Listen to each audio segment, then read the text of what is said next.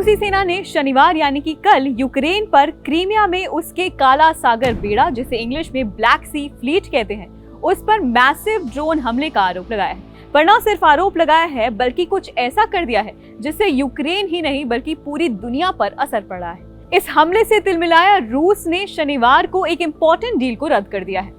रूस ने यूक्रेन के साथ संयुक्त राष्ट्र के अनाज सौदे में अपनी भागीदारी को सस्पेंड कर दिया है।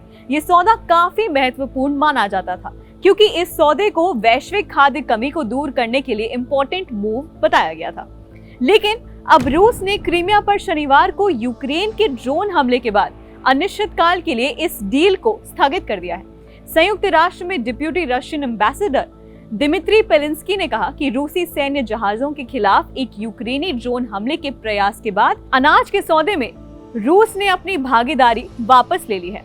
पूरी दुनिया पर कैसे होगा असर, आपको बताते हैं। संयुक्त राष्ट्र और तुर्की के साथ रूस और यूक्रेन के बीच अनाज सौदा हुआ था, जिसमें 22 मिलियन यूक्रेनी अनाज के निर्यात पर फैसला किया गया था, जो कि 3 सागर बंदरगाहों यानी कि पोर्ट से होकर गुजर रहा था। वहीं अनाज डील दुनिया भर में लाखों भूखे लोगों के लिए एक आशा की किरण थी। जब ये डील साइन हुई थी तो भुखमरी के खतरे का सामना कर रहे दुनिया के गरीब देशों में लाखों लोगों ने ये खबर सुनकर राहत की सांस ली थी।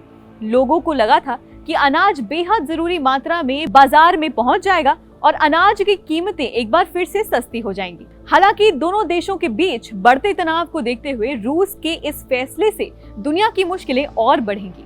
यूक्रेन पर रूस के आक्रमण के मद्देनजर मॉस्को द्वारा ब्लैक सी में पोर्ट्स की नाकाबंदी की गई थी और यूक्रेन ने रूसी हमलों को रोकने के लिए भी काफी स्ट्रिक्ट डिसीजंस लिए थे। यूक्रेनी अनाज का निर्यात करने के लिए इस्तेमाल किए जाने वाले बंदरगाहों को कमर्शियल शिपिंग के लिए ब्लॉक कर दिया गया था और यूक्रेन एक प्रमुख अनाज निर्यातक यानी कि एक्सपोर्टर है। इस आवश्यक वस्तु की कीमतों में वृद्धि हुई है, जिससे लाखों गरीब देशों को तीव्र भूख का सामना करना पड़ रहा है। दरअसल यूक्रेन और रूस दोनों दुनिया में अनाज के सबसे बड़े निर्यातकों में से एक हैं। ऐसे में नाकाबंदी के कारण अनाज की कीमतें बढ़ सकती हैं। एक्शन रिएक्शन का खेल। मॉस्को ने दावा किया कि कीव ने 16 ड्रोन से नेवल बेस पर हमला किया।